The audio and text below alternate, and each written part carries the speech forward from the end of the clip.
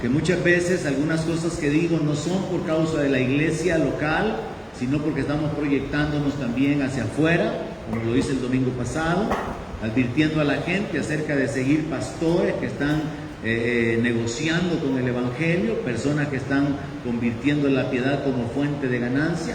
Entonces algunas cosas son aplicables como iglesia local, otras son de una manera más amplia a los creyentes de diferentes partes que nos miran. Incluso tengo un amigo allá en Cuba, un joven que se quería venir a estudiar en el SEM, y gente de muchas partes que están continuamente viendo nuestros videos.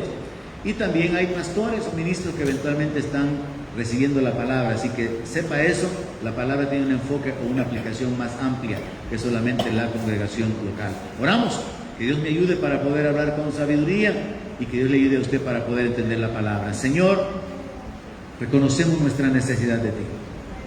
Estamos agradecidos por la vida, estamos agradecidos por tu bondad, por tu paciencia, por tu gracia que has manifestado hasta este momento.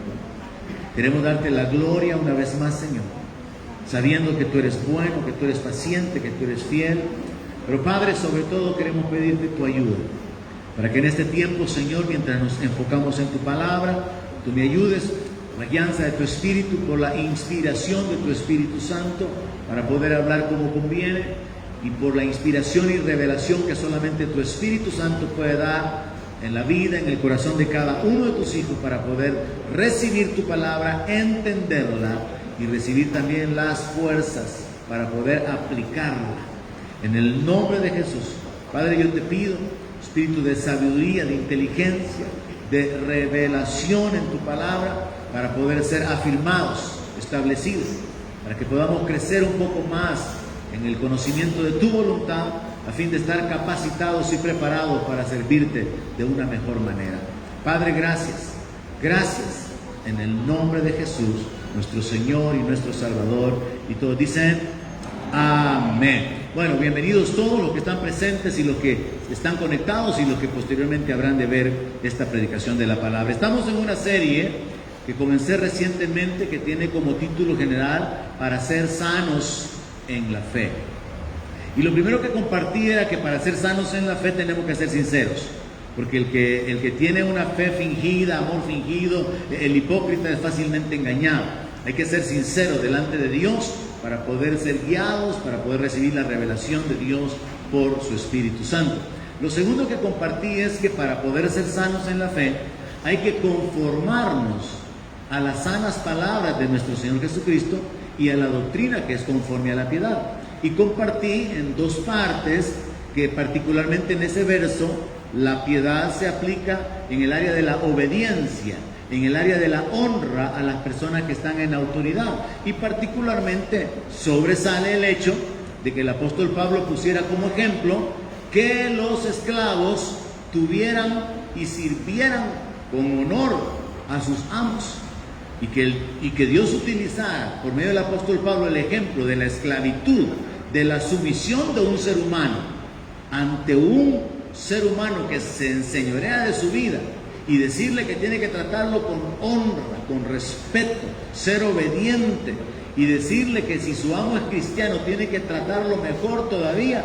Eso está alineado con la doctrina de la piedad, porque la piedad tiene que ver con justicia, tiene que ver con humildad, tiene que ver con misericordia, con amor, con perdón, y esa es la sana doctrina. Para poder ser sanos en la fe tenemos que estar fundamentados en la sana doctrina. Y la sana doctrina tiene que ver con respeto, tiene que ver con reconocimiento de la autoridad, tiene que ver con el honrar a otros, con servir a otros, con perdonar, y todos estos aspectos que son parte de las cualidades que Dios tiene y que Dios quiere ver en nosotros como su pueblo, lo cual incluye la santidad, incluye la misericordia y la paciencia. Luego nos detuvimos hablando acerca de que para poder ser sanos en la fe tenemos que renunciar a la codicia, porque el amor al dinero es la raíz de todos los males. No es el dinero el problema es el amor al dinero. Y aprendíamos de que mucha gente por el amor al dinero se termina extraviando de la fe, y eso se aplica tanto a pastores y ministros que han convertido la iglesia en un negocio, en una empresa familiar, donde la esposa tiene sueldo, los hijos tienen sueldo, los familiares están involucrados y están recibiendo beneficios y están vendiendo todo, venden cualquier cosa, porque la iglesia se ha convertido en una empresa familiar.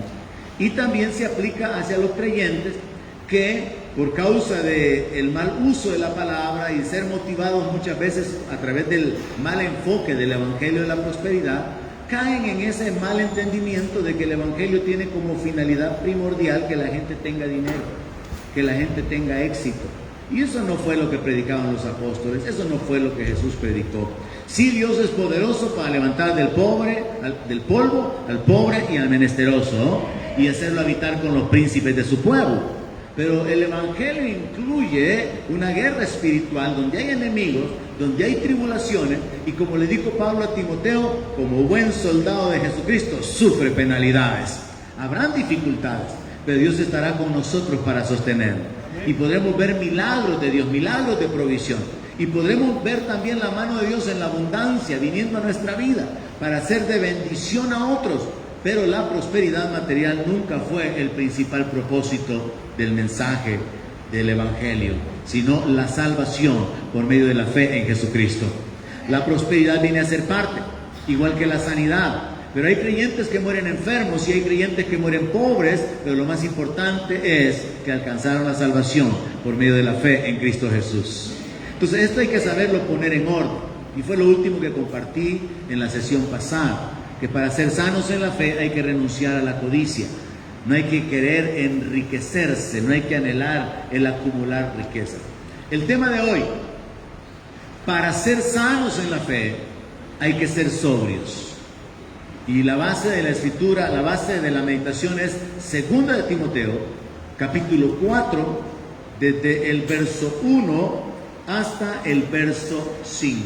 Esa es la porción de la palabra que vamos a utilizar esta mañana para poder aprender y para poder profundizar y echar raíces en nuestros fundamentos de fe, en los fundamentos espirituales. Segunda carta del apóstol Pablo a Timoteo, capítulo 4, verso 1. El tema, para ser sanos en la fe, hay que ser sobrios. Y quiero comenzar diciendo, ser sobrio significa estar consciente, estar vigilante, estar alerta. Quien está sobrio tiene el dominio de sus facultades. De hecho, una manera sencilla de comprenderlo es que la sobriedad es todo lo contrario de la ebriedad. Cuando alguien está ebrio, no puede pensar bien, su percepción por medio de los sentidos ha sido anulada, limitada en muchas maneras en mayor o nivel grado, y no tiene el control de sus habilidades físicas ni mentales. Entonces, quien está sobrio tiene el dominio de su facultad, porque no está dominado por nada, no está bajo la influencia ni está esclavizado por nada. Entonces vamos a establecer que la sobriedad es la capacidad de juzgar verazmente. Y por eso es que para poder ser sanos en la fe hay que ser sobrios, porque la sobriedad tiene que ver con nuestra capacidad de razonar, de analizar las cosas, de juzgar las cosas con juicio verdadero, de manera que podamos inclinarnos hacia lo que es correcto, hacia lo que es real, hacia lo que tiene valor. La sana doctrina, mis hermanos, no anula nuestra capacidad pensante, sino que al contrario, la sana doctrina se puede confirmar con nuestro intelecto. Por ejemplo, si Jesús vivió con un propósito que era dar su vida, y Él cumplió ese propósito y entregó su vida y murió por mí, entonces suena lógico y razonable que Él nos llame a que le sigamos y a que andemos en vida nueva, a que vivamos para Él, porque si Él murió por mí, entonces es justo que yo viva para Él. Y es un razonamiento lógico, tiene sentido el pensar, es que si Él me ha dado vida, entonces mi vida le pertenece a Él. Y tiene sentido lo que Pablo dice, somos deudores, no a la carne para andar conforme a la carne, somos deudores al Espíritu. ¿Por qué somos deudores? Porque Él ha comprado mi vida, es lógico. Si Él me compró, le pertenezco a Él. Entonces el intelecto, hermanos, no anula la sana doctrina. sino que al contrario, con el intelecto nosotros podemos confirmar, podemos comprender, podemos entender lo que Dios ha hecho por nosotros.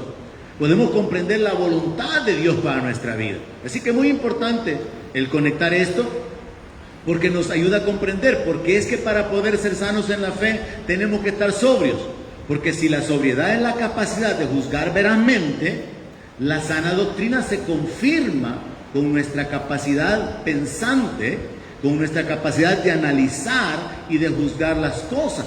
No se trata de un mensaje emocionalista, no se trata de un mensaje dogmático que usted solamente tiene que aceptarlo, no. Usted tiene que analizar la palabra, usted tiene que llegar a las conclusiones verdaderas, de manera que usted mismo, voluntariamente, toma decisiones de acuerdo a lo que usted entiende, de acuerdo a lo que usted conoce, porque nunca jamás Dios pidió que alguien tuviera lo que se llama en el mundo una fe ciega. Dios ha dado evidencias para que podamos confiar en Él. Dios muestra su poder y entonces podemos confiar en Él. Dios muestra su palabra, nos da sus promesas. Cuando experimentamos que son verdad, entonces podemos seguir confiando en Él. Nunca Dios pidió que le siguiéramos sin analizar las cosas, sin considerar las cosas, sino que al contrario, nuestra fe, nuestra razón están conectadas. Y eso es algo que tenemos que entender. Así que vamos a la palabra. Segunda de Timoteo, capítulo 4, verso 1 hasta el verso 5. Pablo le escribió esto a Timoteo. Te encarezco delante de Dios y del Señor Jesucristo, que juzgará a los vivos y a los muertos en su manifestación y en su reino, que prediques la palabra, que instes a tiempo y fuera de tiempo, redarguye, reprende, exhorta con toda paciencia y doctrina, porque vendrá tiempo cuando no sufrirán la sana doctrina, sino que, teniendo comezón de oír, se amontonarán maestros conforme a sus propias concupiscencias, y apartarán de la verdad el oído, y se volverán a las fábulas. Pero tú sé sobrio en todo, soporta las aflicciones, haz obra de evangelista, cumple tu ministerio. Hay una versión que es la traducción Palabra de Dios para Todos, y tiene unas pequeñas variantes y pueden ayudarnos a entenderlo de una mejor manera. Dice esa versión de la Biblia: cuando Jesucristo regrese como Rey, juzgará a los vivos y a los muertos. Así que ante Dios y Jesucristo te ordeno que anuncies el mensaje y que insistas en todo momento, oportuno o no. Muéstrales lo malo que han hecho. Yo les dije lo malo que hicieron esta mañana, venir tarde. Corrígelos cuando se equivoquen y anímalos. Enseña siempre con mucha paciencia. Estoy teniendo bastante paciencia. Verso 3. Porque llegará tiempo en que la gente no querrá escuchar la verdadera enseñanza que conduce a una vida recta, y solo buscarán rodearse de maestros que les complazcan diciendo lo que quieren escuchar. Mire qué versión más clara. Y apartarán sus oídos de la verdad y se volverán a los mitos, a las fábulas. Pero tú sé sobrio en todas las cosas, sufre penalidades, haz el trabajo de un evangelista, cumple tu ministerio. Esa es la versión, traducción, palabra de Dios para todo. Y nos aclara principalmente esta idea de se amontonarán maestros, en lo cual ya voy a profundizar. Pero vamos, a partir del verso 1, el apóstol Pablo establece un aspecto doctrinal, y es que al Señor Jesucristo le corresponde todo el juicio. Y Él está preparado para juzgar a los vivos y a los muertos. Jesús es el Señor de los vivos y es el Señor de los muertos. Jesús es el Señor de los que creen y de los que no creen. Pobre gente, la que utiliza incluso las redes para maldecir, blasfemar, estableciendo o creyendo o declarando que no existe un Dios. ¿Qué van a hacer cuando estén delante de Dios? ¿Qué hace esta gente cuando muere? Es una de las inquietudes que yo tengo. Cuando esta gente se da cuenta, al igual que el rico, que son llevados al infierno, y que ellos pensaron que ya vivían en el infierno aquí, o pensaron que no existía ni cielo ni infierno. Pero el apóstol Pablo, entonces, estableciendo este aspecto doctrinal de que al Señor Jesucristo le corresponde el juicio, establece sobre esta base del señorío de Cristo que el joven pastor Timoteo debería de enfocarse siguiendo estos lineamientos. Verso 2, número 1, predica la palabra. Esa es la primera instrucción que el apóstol Pablo le da a Timoteo. Pablo le dice a Timoteo, mira, predica la palabra. Hoy tenemos pastores predicando sus propias experiencias espirituales. Tenemos pastores predicando su interpretación privada de la Biblia. Gente o líderes que predican sobre las tradiciones religiosas de su denominación. Gente que anda poniendo en alto o predicando a los líderes ancestrales o actuales de su denominación. Gente que predica lo que se hace en su iglesia o en su denominación, en algunos casos predicando sobre estrategias humanas para el crecimiento de la iglesia, en otros casos pastores predicando sobre política, predicando sobre filosofía y otros hasta predicando hasta psicología. Pero ¿qué es lo que le dice el apóstol Pablo a Timoteo? Predica la palabra. Predica la palabra. No hay otro mensaje más que el de la palabra de Dios, que el del evangelio de Dios, que el del contenido mismo de la Biblia, que establece o revela la voluntad de Dios para nuestra vida, que revela la provisión de Dios para nuestra vida, que revela los recursos que están disponibles para nosotros, que revela lo que Dios espera que nosotros hagamos, que revela los planes, los pensamientos que Dios tiene, los tiempos que están por venir. No hay otro mensaje, tiene que ser la palabra. Y esto es importante aplicarlo de una forma particular o personal de esta forma.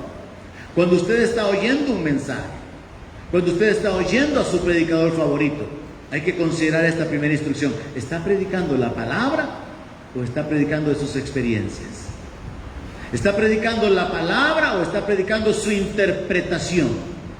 ¿Está predicando la doctrina bíblica o está predicando tradiciones y sustentando, no en la misma escritura, sino en años de costumbres o en la manera en que se heredó el hacer las cosas, aquello que está presentando? El mensaje de todo ministro de Dios tiene que ser la palabra. Y la segunda instrucción que el apóstol Pablo le da a Timoteo es esta: instar, que en otras versiones se traduce como insistir. Insiste, redarguye y reprende. Entonces, nosotros tenemos que considerar que hay una realidad de que el Señor es el que va a juzgar a los vivos y a los muertos, va a juzgar a los creyentes y a los líderes, va a juzgar a los que son enseñados y a los que enseñan. Sobre esa base del señorío, todos tenemos que caminar en temor. Amén, iglesia. Entonces, sobre la base del señorío de Cristo, Pablo le dice a Timoteo, tienes que insistir, tienes que redarguir, tienes que reprender a la gente, tienes que corregirla, tienes que animarla, sí, pero cuando sea necesario confrontarlos, vas a tener que confrontarlos.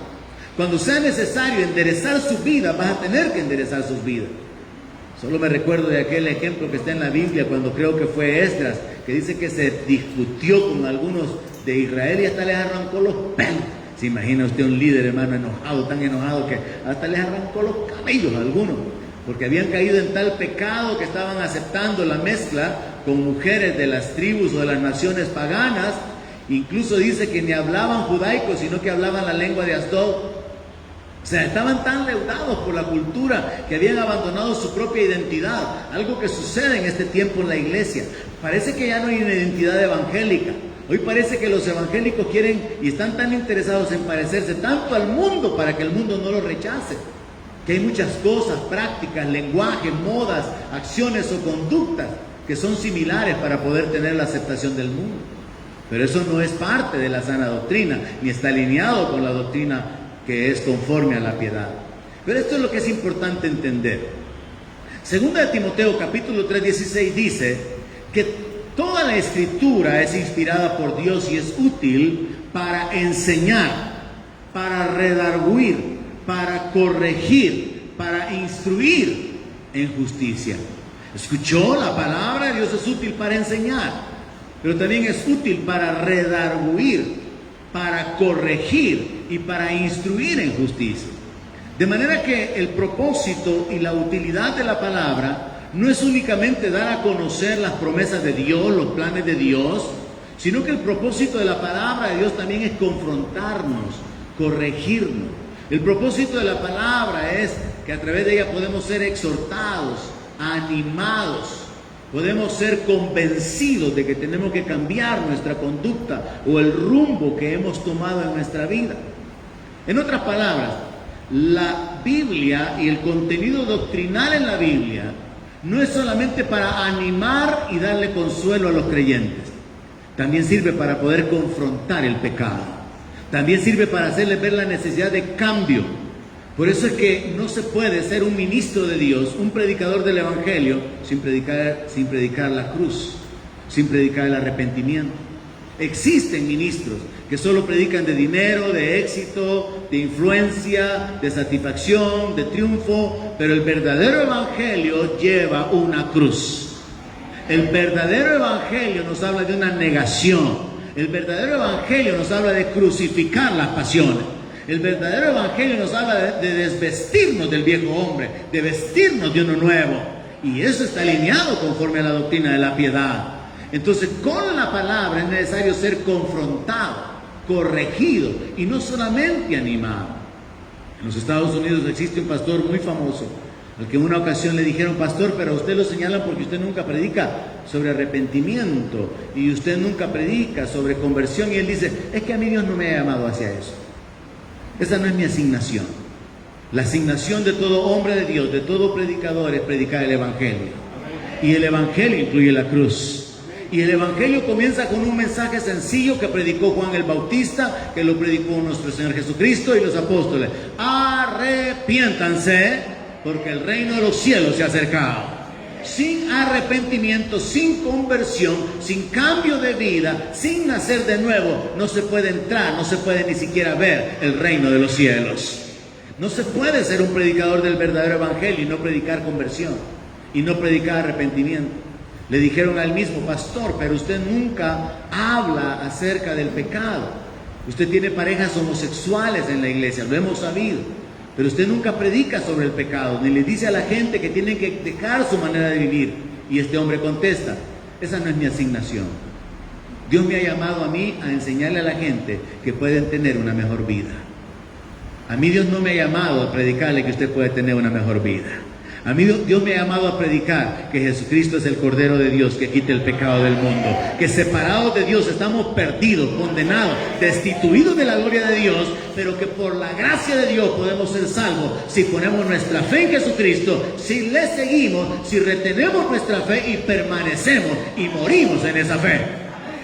No es únicamente un mensaje de bendición, de libertad, de paz, de una manera superficial. No, eso no está alineado con la doctrina de la piedad. Y es por eso que en muchas ocasiones el mensaje suena así confrontativo. Y es que, como lo he dicho antes, hermano, Dios en su sabiduría no nos envió ángeles para predicarnos. Yo podría estar sentado al igual que ustedes oyendo a un ángel, pero un ángel no sabe de perdón. Un ángel no sabe lo que es caerse y levantarse. Un ángel no sabe de la misericordia de Dios.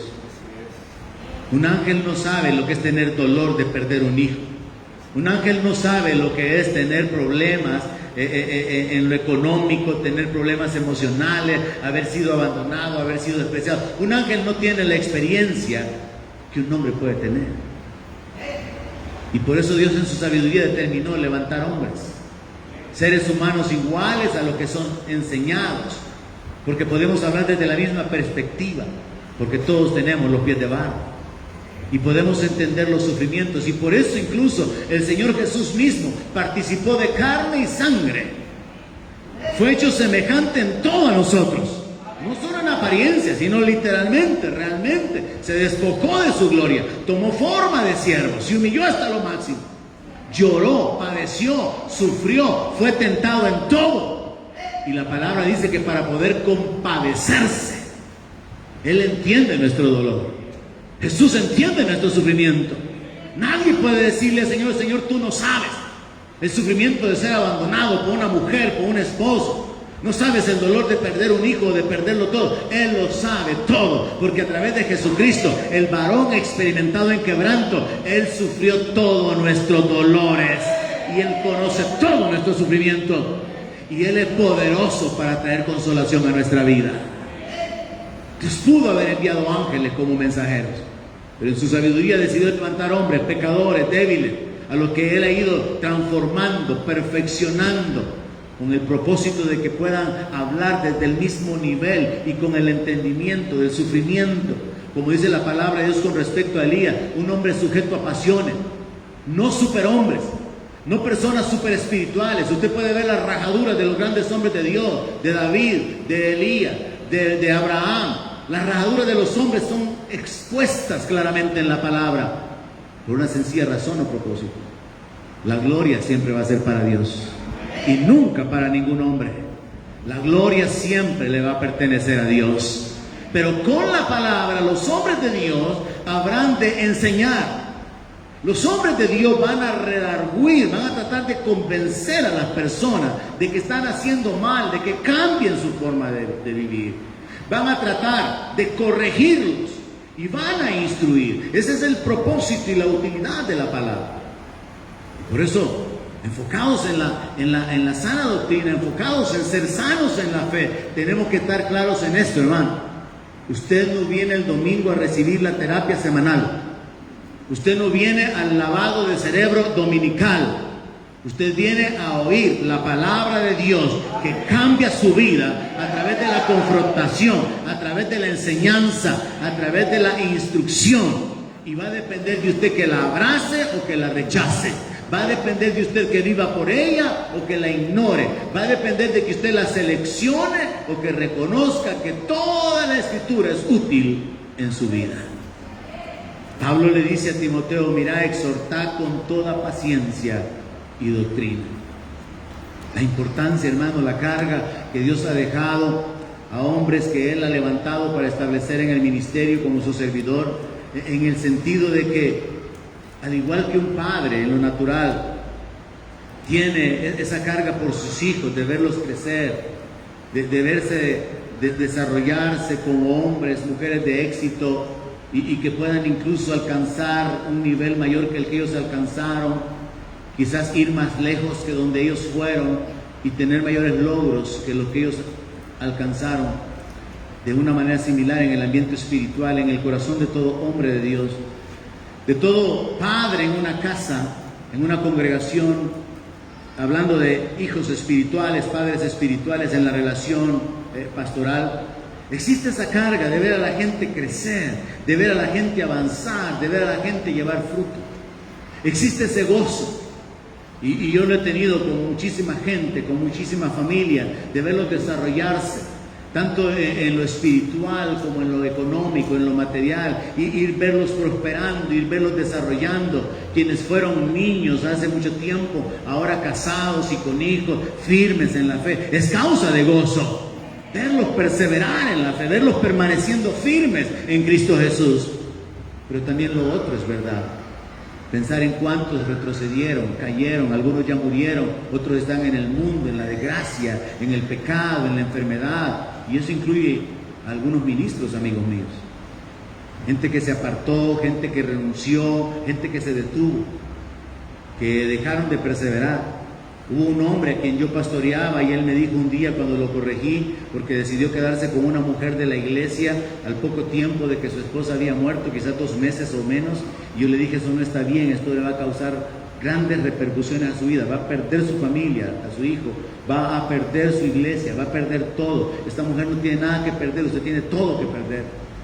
Y él me dijo, mire pastor, he pensado algo después de lo que me dijo, no le gustó mi corrección, no le gustó mi instrucción, me dijo, ya no quiero que sea mi pastor. Y yo entiendo eso, cuando la gente ya no quiere que sea su pastor. Algunos simplemente se van, lo han hecho. Durante la pandemia muchos lo hicieron, durante todos estos años que hemos pastoreado, muchos lo han hecho, se van.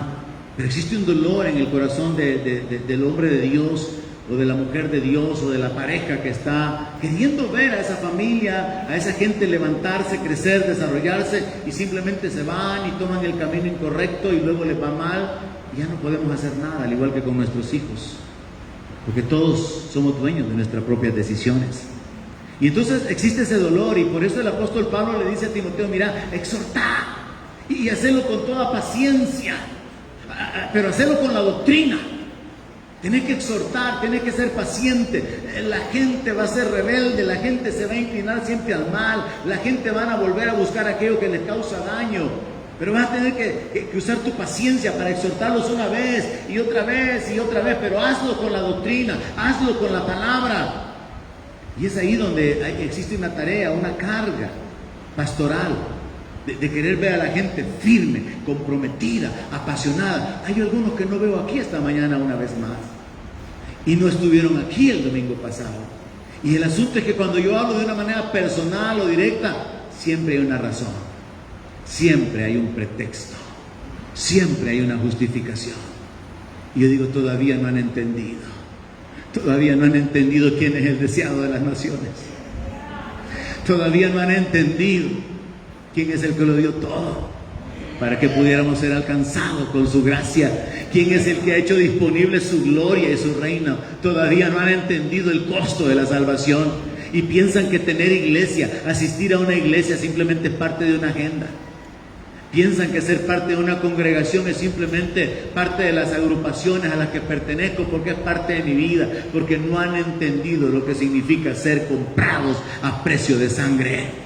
Y eso causa un dolor, causa una tristeza, causa un pesar en el corazón de cualquier pastor que ve la inestabilidad de aquellos que quiere ver firme, creciendo, constante, llevando fruto, alcanzando a otros para Cristo, poseyendo las promesas de Dios en su vida, caminando en problemas, dificultades, aflicciones que el enemigo, que el infierno va a levantar en contra de ellos, pero sabiendo que son más que vencedores en Cristo, porque si Dios está por nosotros, ¿quién podrá contra nosotros? Gente que persevera en la fe, gente que camina firme y que no se desvía ni por las riquezas ni las distracciones del mundo, ni se desanima por los problemas, la desgracia, la enfermedad, el luto o el dolor que le va a causar el vivir en el mundo, sino que siguen adelante. Pero es un asunto bien particular y yo lo entiendo. El que cada uno tome la decisión: voy a ser fiel al Señor, voy a esforzarme más, no estoy satisfecho, solo nos reunimos domingo y miércoles, quiero más. Es una decisión bien personal, es un anhelo propio, es un deseo muy propio que se edifica, que se alimenta, que se desarrolla a través de una decisión individual, como David, que en el desierto no clama por agua, sino que clama por la presencia de Dios. Y escribe aquel salmo que dice que como el siervo busca por las aguas, así clama mi Dios por ti. No está diciendo: Señor, de la misma manera que el siervo tiene ese bramido por causa de las aguas porque está sediento, yo también, Señor, abre mis ojos para que encuentre agua. Él está diciendo: mi alma tiene sed de ti, mi alma te anhela, mi carne te anhela, quiero más de ti, Señor, te necesito a ti, quiero más de tu presencia, no estoy conforme, no estoy satisfecho, quiero ver tu gloria como la vi en el santuario. Eso es algo personal. Y Dios, en su sabiduría, escogió a algunos para que pudieran exhortar, para que pudieran animar, para que pudieran corregir, para que pudieran instruir a otros, para que perseveren en ese camino. Y sabiendo que es una tarea un tanto difícil, porque yo lo he dicho, hermanos, varias veces, yo trabajaba con máquinas y Dios me sacó de ahí para trabajar con gente. Y trabajar con máquinas es fácil, sobre todo cuando uno ya con los años tiene experiencia y ya sabe cuáles son las piezas que hay que cambiar, que hay que ajustar, que hay que tirar a la basura. Pero con la gente, un año me amaron, al otro año me detestaron, después se arrepintieron y me amaron más que el primer año, pero después se volvieron a arrepentir y me detestaron más de lo que me reamaron después. La gente cambia. Los mismos que querían a exaltar o reconocer que dioses con forma humana habían aparecido allá en Listra y que querían honrar a Pablo y a Bernabé son los que lo apedrearon después. Los mismos que dijeron dioses con forma humana han aparecido los nativos en la isla de Malta porque vieron que ahí estaban estos náufragos que habían aparecido y entonces una serpiente picó a Pablo y dijo, estos son prófugos y la justicia los alcanza. Hoy si les va a tronar, malvados, pecadores. Esos mismos después estaban tan agradecidos al ver que por medio de la oración de Pablo la gente recibía sanidad y hasta el principal de la isla fue sanado. La gente cambia. Los seres humanos cambiamos. Lo hacemos entre nosotros mismos. Somos infieles, somos inconstantes. Y esa misma infidelidad e inconstancia la utilizamos hasta con Dios. Somos inconstantes, somos infieles. Y por eso Dios levantó hombres. Para poder guiar, para poder corregir, para poder amonestar, para poder instruir. Y entonces el apóstol Pablo, utilizando esa línea de pensamiento y reconociendo la importancia de corregir con la doctrina y de ser paciente, le dice a Timoteo en el capítulo 2, verso 24, es que el siervo del Señor no tiene que ser contencioso, sino que tiene que ser amable. Tiene que ser apto para enseñar, tiene que ser sufrido, para que con mansedumbre corrija a los que se oponen, por si quizá Dios les conceda que se arrepientan para conocer la verdad.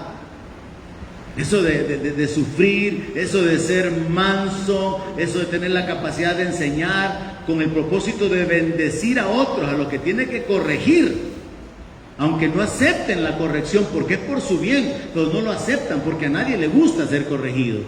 Eso Dios lo ha encargado a los ministros y eso es parte de lo que es la sana doctrina. Entonces, parte de ser sanos en la fe es someternos a la palabra, vivir de acuerdo a la palabra, recibir la corrección, recibir la instrucción.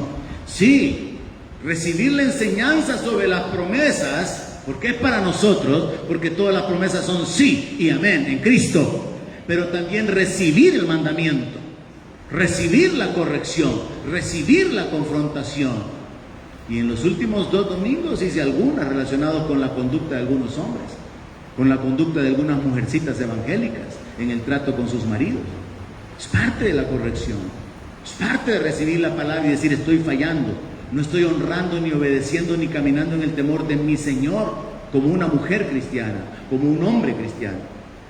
Siguiendo esa misma línea de pensamiento, el apóstol Pedro, capítulo 3, verso 15, dijo: santifiquen a Dios el Señor en sus corazones y estén siempre preparados para presentar defensa con mansedumbre y reverencia ante todo el que les demande razón de la esperanza que ustedes tienen.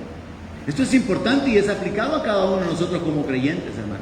¿Sabe lo que está diciendo? Que usted, todos y cada uno tenemos que estar preparados para poder explicarles a otros cuál es la esperanza que tenemos. Nuestro conocimiento, nuestro entendimiento del plan de Dios para salvar, para bendecir, para restaurar al hombre. Todos tenemos que ser capaces, todos tenemos que estar preparados para presentar defensa y hacerlo con mansedumbre. O sea que no solamente el pastor tiene que ser paciente con las ovejas, confrontándolos, corrigiéndolos, exhortándolos, sino que también las ovejas, los creyentes, tienen que estar preparados para corregir a la gente en el mundo que camina en tinieblas, que no saben cuál es el rumbo que deben de tomar en sus vidas, que no saben cuál es la dirección, que no saben cómo apartarse, que no saben cuál es el camino de la vida, y tienen que estar preparados para poder presentar con mansedumbre defensa de la fe. En otras palabras, compartir con otros su fe en Cristo Jesús. Después de que el apóstol Pablo le da estas instrucciones a Timoteo, de que él tiene que exhortar, redarguir, insistir a tiempo, ser paciente y que tiene que hacer lo primero, que es predicar la palabra, nos vamos al verso 3 y el apóstol Pablo hace una advertencia sobre las desviaciones doctrinales.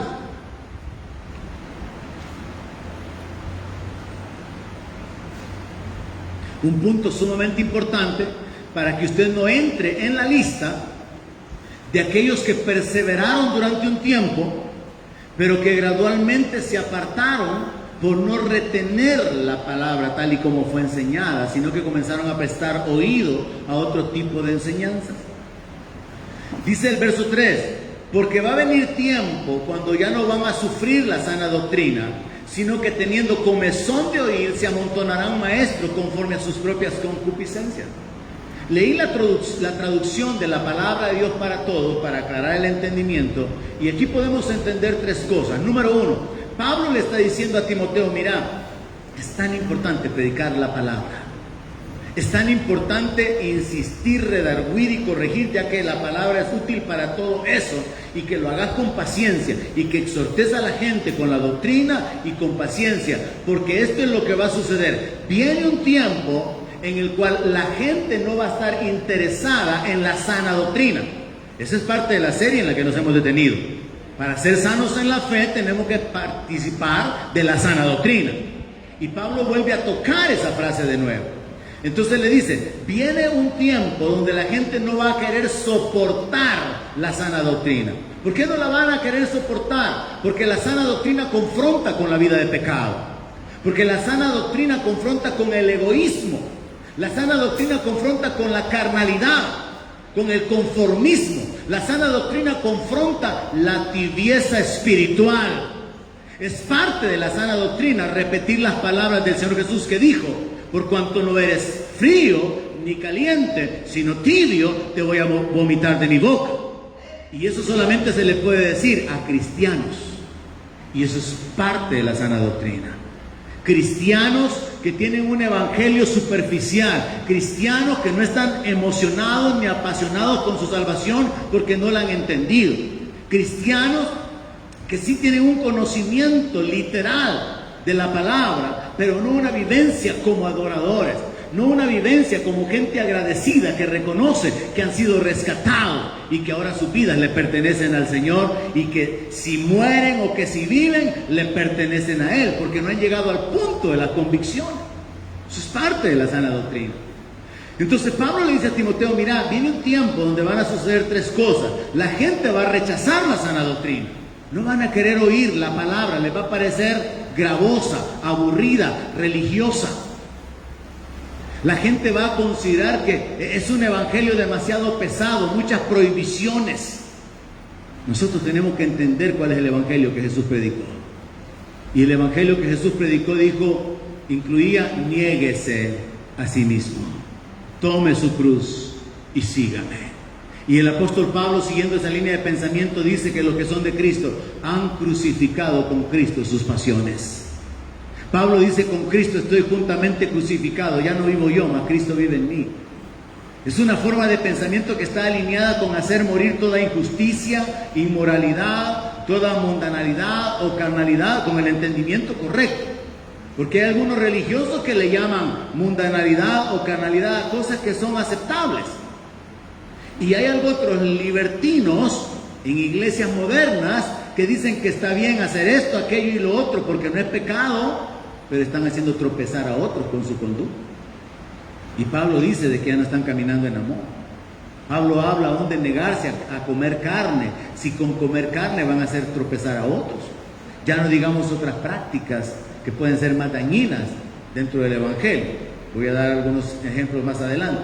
Entonces Pablo le dice a Timoteo, va a suceder que van a rechazar la sana doctrina, y como tienen el deseo de alcanzar revelaciones o un conocimiento así más elevado, a eso se refiere teniendo comezón de oír, queriendo alcanzar revelaciones y recibir enseñanzas muy profundas, van a seleccionar maestros de acuerdo a la inclinación de sus propias pasiones. Quiero que le preste atención a esa frase particularmente. Se amontonarán maestros conforme a sus propias concupiscencias, no significa que venía un tiempo donde maestros de Biblia se iban a reunir, no. Lo que Pablo le está diciendo es, mira, Timoteo, esto es lo que va a suceder, y usted cuídese de esto. La gente va a rechazar la sana doctrina, se van a inclinar por aprender cosas nuevas, cosas profundas, cosas elevadas, de los grandes apóstoles y profetas que se van a levantar, revelaciones, sueños y cosas profundas que no son para cualquiera, y al final van a terminar haciendo un listado de maestros que los van a acumular para sí. Se van a rodear de maestros que lo que les van a predicar es lo que ellos quieren oír. Así que no se trata de una generación de maestros juntándose para poder discutir la Biblia, establecer la sana doctrina, sino que se habla de personas amontonándose maestros inclinados de acuerdo a sus propias pasiones. Se lo voy a decir en otras palabras. Esta es la actitud de muchos cristianos. Estos son mis predicadores favoritos. Fulano, fulano, fulano y fulano. ¿Y por qué son sus predicadores favoritos? Porque ellos apelan en su oído a lo que ellos quieren oír.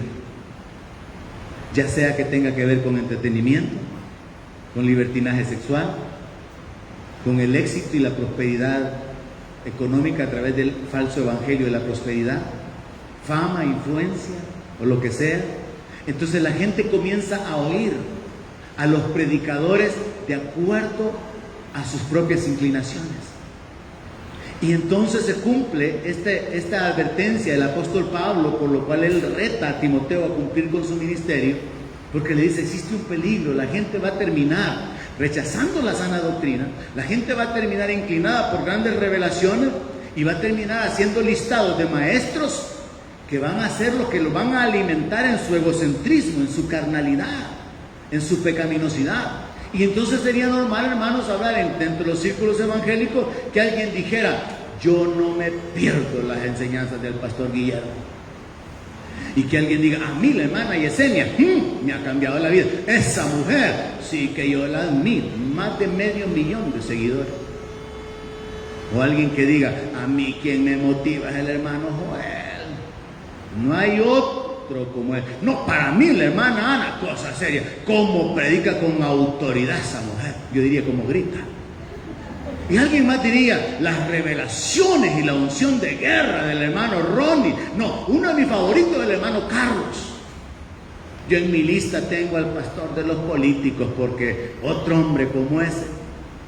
Y lo digo así de una manera simbólica para que el que tiene entendimiento entienda.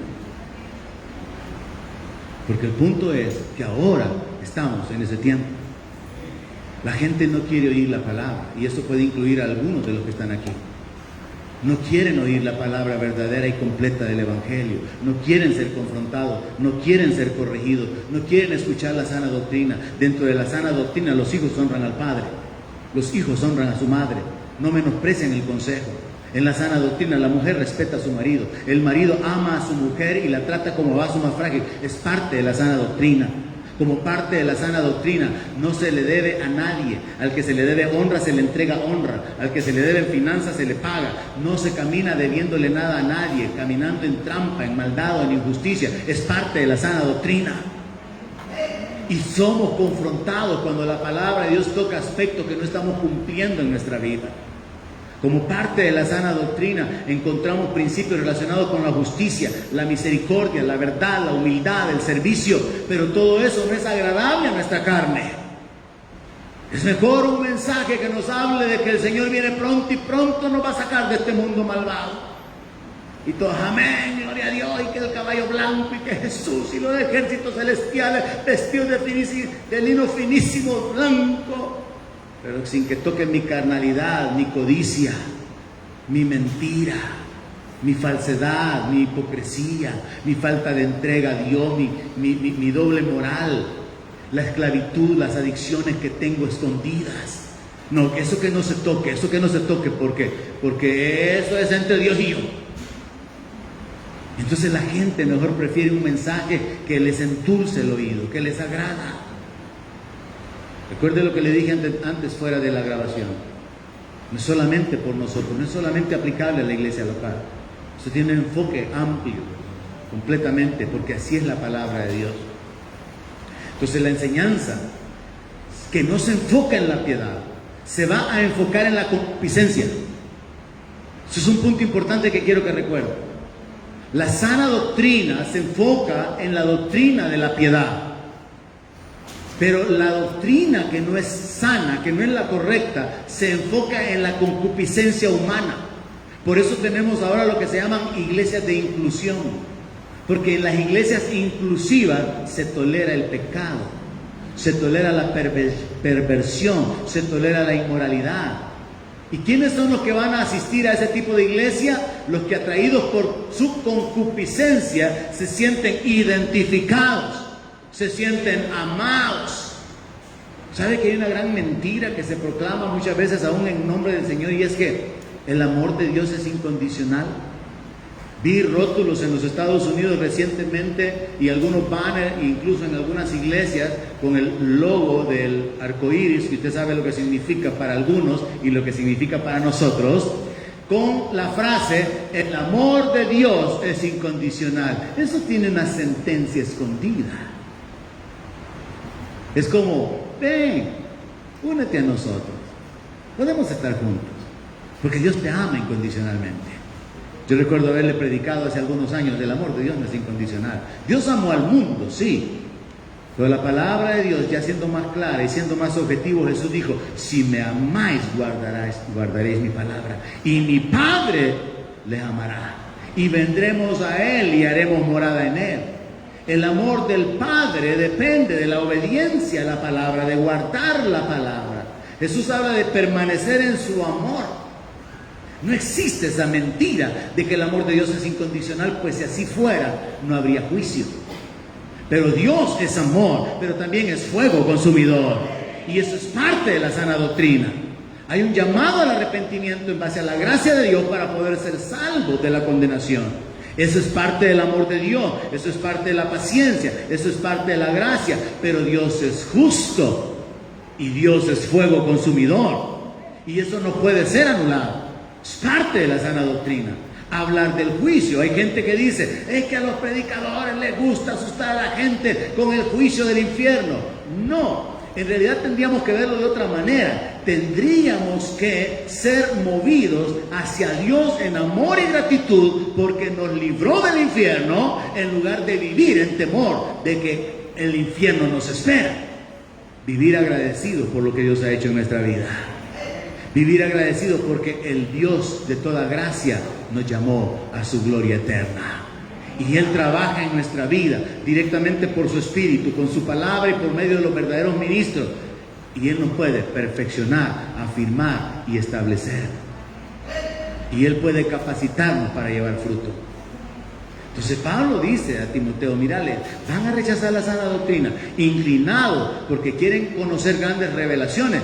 Van a terminar apartándose hacia maestros que les van a complacer diciendo lo que ellos quieren escuchar. Y por eso tenemos multitudes, hermano, siguiendo a las iglesias que predican el evangelio, la prosperidad y el éxito. Tenemos multitudes de gente en iglesias donde existe la libertad de la identidad sexual, porque no hay una confrontación al cambio, a la conversión o al arrepentimiento. Tenemos multitudes de gente siendo congregantes de iglesias donde hay entretenimientos, espectáculos y toda clase de cosas. Y yo por eso me puse cada vez un poco más cerrado en cuanto a esto, incluso hasta con la participación de los niños en cuanto a ciertas danzas, porque al final existe una línea bien delgada que termina en el entretenimiento. Uno de los últimos videos que he estado viendo, que por cierto son varios, es de gente en las iglesias donde gente mayor está con este asunto del ministerio de danza, con vestimentas y cada cosa. Había un par de personas o 3 personas en una tarima, porque esto no es altar, aunque así le llaman la iglesia tradicionalmente, con vestidos dorados como que si eran abejas, y entonces allá andaban moviendo las alas por toda la tarima y bailando para aquí, para allá. Después corrían, sacaban unas grandes banderas con muchos colores, ya metiendo el simbolismo que quieren influenciar de una manera sutil, y corriendo de un lado para otro, y al final dicen: qué tremenda la unción de guerra. Qué ignorancia, digo yo, porque eso no tiene nada que ver con unción de guerra. Eso no tiene nada que ver con la guerra espiritual. Pero cuando la gente rechaza la sana doctrina y la gente comienza a escuchar a los profetas con sus grandes ideotas, ellos terminan haciendo cosas contrarias a la sana doctrina. Y la gente acepta eso, y la gente corre con eso, y la gente financia eso, y la gente se siente feliz, porque al final es un entretenimiento que está satisfaciendo una necesidad emocional, pero no están siendo edificados espiritualmente. no están siendo saciados espiritualmente. Pablo le dice a Timoteo, mira, le dice, van a apartar de la verdad el oído, se van a volver a las fábulas, van a hacer a un lado la verdad de la cruz, la verdad de la necesidad de ella. Se van a olvidar de que la voluntad de Dios es su santificación, se van a olvidar de un enfoque espiritual del reino y se van a volver hacia los mitos, hacia las historias falsas, hacia los cuentos, van a ser engañados. Y aquí es donde viene el centro y el tema de la meditación de hoy. Pero tú sé sobrio en todo.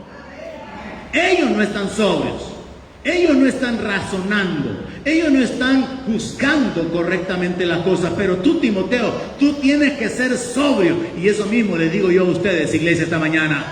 Sean sobrios en lo que analizan, sean sobrios en lo que escuchan, sean sobrios en lo que están aceptando, sean sobrios en su listado de maestros favoritos, sean sobrios en el listado de predicadoras que tienen, sean sobrios con respecto a quienes están oyendo. Porque hay mucha levadura, y un poco de levadura arruina toda la masa. Hay mucha levadura, hay mucha mentira, hay mucha falsedad, hay mucha herejía siendo predicada. Y mientras el creyente promedio no ama la palabra hasta el punto de volcarse hacia ella, de hacerlo de una manera personal, su devocional, su anhelo en oración de que Dios se revele a su vida, es más fácil que cualquiera lo atrape con un mensajito emocional, con un mensaje que toca sus emociones, con un mensaje que toca las fibras de sus pasiones o de sus inclinaciones personales. Y por eso Pablo le dice, mira, se van a apartar de la verdad del oído, no lo van a querer oír. Así que, sabiéndolo, tú sé sobrio, soporta las aflicciones, haz obra de evangelista, cumple tu ministerio.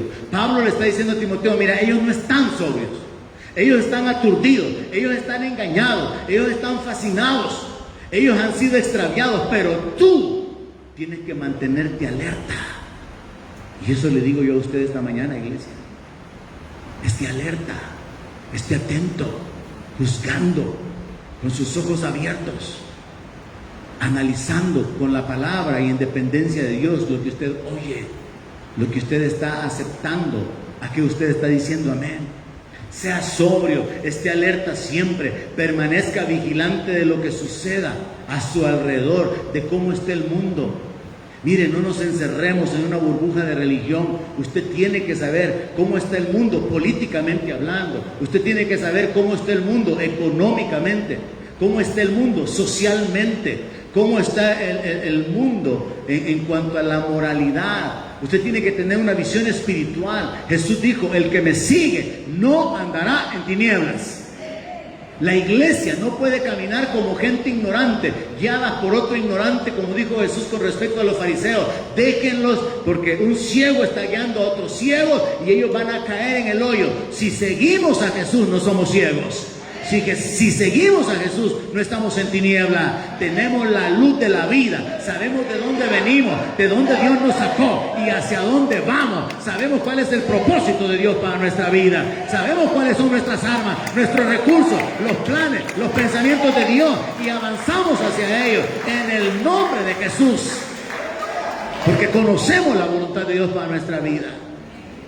Y cuando hay problemas y dificultades, descubrimos al enemigo, descubrimos los obstáculos, descubrimos los ataques, pero vamos a las armas espirituales, tomamos nuestra armadura y nos metemos en la guerra, nos metemos en el cuarto de oración, nos metemos a hacer uso de las armas poderosas para derribar argumentos, hacemos uso de nuestra autoridad. Una autoridad que usted puede usar para liberar a su marido que está siendo influenciado y ya casi endemoniado, para ministrar, para liberar a sus hijos que están siendo llevados en cautiverio, porque para eso existe la autoridad en el nombre de Jesús. Como le dijo el centurión a Jesús, no es necesario que vayas a mi casa, solo di la palabra. Parte de la sana doctrina, mis hermanos, es la autoridad que nos corresponde como creyentes. Una autoridad que tenemos que ejercitar cuando estamos bajo el señorío de Cristo. Porque usted no puede usar la autoridad en el nombre de Jesús si no está bajo la autoridad de Jesús. Son aspectos que hay que ir poniendo en orden. Entonces Pablo le dice a Timoteo, sé sobrio, sé vigilante, está alerta. Y lo mismo le digo yo ahora, hermano. Continúe sirviendo, no olvide su llamado, esfuércese, así como Pablo le dice a Timoteo, soporta las aflicciones, no se detenga, hermano, no se desvíe, no se desanime, es parte de la guerra espiritual para detenerlo en cuanto a su llamado. Siga haciendo obra de evangelista, testificando, compartiendo con otros a Cristo, cumpla su ministerio. Yo no sé cuál es su ministerio, yo sé a qué Dios me ha llamado a mí, pero no sé a qué Dios lo ha llamado a usted, pero asegúrese de cumplir con su ministerio. Asegúrese de levantarse, de recordar de dónde ha caído y volver al punto donde las cosas estaban bien y volver a dar fruto para la gloria de Dios. Recuerde dónde estaba su vida cuando todo estaba bien. Recuerde y considere cuánto tiempo ha pasado y no se ha levantado hasta el día de hoy, porque tiene pretextos, tiene justificaciones, y al igual que Adán le está echando la culpa a la mujer, y al igual que la mujer le está echando la culpa al diablo. Tiempo de tomar responsabilidad y decir, me voy a levantar, voy a ir a la casa de mi Padre, porque ¿sabe qué, hermano? Al final lo único que importa es usted delante del Padre. Yo recibí ese entendimiento esta mañana mientras estoy ahí pensando, orando. Hay una realidad espiritual, y quiero terminar con esto. Los músicos suben, por favor, y se preparan. Al final, hermanos, lo único que importa es usted delante de la presencia de Dios, y voy a probárselo de esta manera. Padres que tienen un hijo, pero padres que pueden terminar divorciados, y entonces el hijo termina solamente con uno de los dos y se rompe ese vínculo con uno de los dos. Pero luego resulta que ese hijo, esa hija, cuyos padres están divorciados y salieron sobrando los padres y solamente ha quedado el vínculo con uno, encuentra un esposo, encuentra una esposa, y entonces el vínculo con su mamá o con su papá, que es el que le había quedado, se debilita, porque ahora su vínculo mayor será con su cónyuge. Va a salir sobrando papá o mamá, porque ahora su primer amor en lo humano va a ser su esposo, va a ser su esposa. ¿Es así o no es así? Por esto dejará el hombre a su padre y a su madre, y se unirá a su mujer, y será una sola carne. Entonces al final se descuelga de esta rama, se une a esta otra rama, su cónyuge, y ese vínculo se va a fortalecer. Pero después resulta que vienen los hijos, y entonces hay otro vínculo hacia los hijos, y el hombre que es su amor, el compañero de su vida, el confidente, el esto y lo otro, y la mujer que es su amada, su amiga, mi todo. Cuando ya vienen los hijos, ahora tiene que crear un vínculo hacia el hijo. Surgen los problemas en el matrimonio, comienzan a distanciarse, pero la relación ahora se está fortaleciendo con respecto al hijo. Se muere el cónyuge o se va, y entonces ahora el vínculo queda hacia el hijo. ¿Qué es lo que quiero decirle? Nuestros vínculos como seres humanos se van rompiendo, van cambiando, pero el único que permanece es usted delante de Dios. Es el único que importa. Mire, yo he llegado a entender esto, hermano, bajo este enfoque. Si la palabra de Dios dice que Dios va a enjugar toda lágrima de los ojos de su pueblo en Apocalipsis, y dice que no va a haber más memoria de las cosas pasadas, no significa que no nos vamos a conocer, ni que no vamos a recordar ni quiénes éramos, ni qué hicimos, ni cómo vivimos en la vida, sino que significa que el Señor va a traer una consolación tal que cualquier pérdida, cualquier sufrimiento, padecimiento, persecución, enfermedad, haber sido abandonados, botados en un basurero, lo peor que a usted se le pueda haber sucedido, eso a usted no le va a afectar en nada, porque la consolación de Dios en el reino va a ser tan grande que no va a haber lugar para las lágrimas. Y eso incluye el haber sido traicionado por su esposo. Eso incluye haber sido traicionado por su esposa. Eso incluye haber tenido hijos ingratos que no le siguieron, ni valoraron, ni agradecieron su sacrificio. Eso incluye todo, todo absolutamente. De manera que al final la plenitud del ser humano la puede encontrar únicamente en Dios. Sí, aquí hay relaciones que nos llenan, Nosotros disfrutamos grandemente la relación con nuestras nietas. Ese es otro nivel, hermano. Ustedes no saben de eso, lo que no son abuelos. Es otra cosa. Disfrutamos desde el nacimiento de nuestros hijos. Experimentamos el dolor de verlos lejos del Señor, de ver que se acercan, que se permanecen lejos. Vamos viviendo, sufriendo y experimentando ese tipo de relaciones, de obediencia, de desobediencia, de honra, de deshonra, y uno va ahí en ese ir y venir. Lo mismo en la relación conyugal, en cuanto al acercamiento, consolación del matrimonio, distanciamiento, problema, otra vez acercamiento, perdón, reconciliación, y vamos viviendo ese tipo de experiencias. ¿Alguien entiende lo que estoy hablando? Pero al final, todo eso va a desaparecer. Entonces yo puedo decirle a cualquiera: olvídate que tu padre te abandonó y no ha tenido cuidado de tu vida.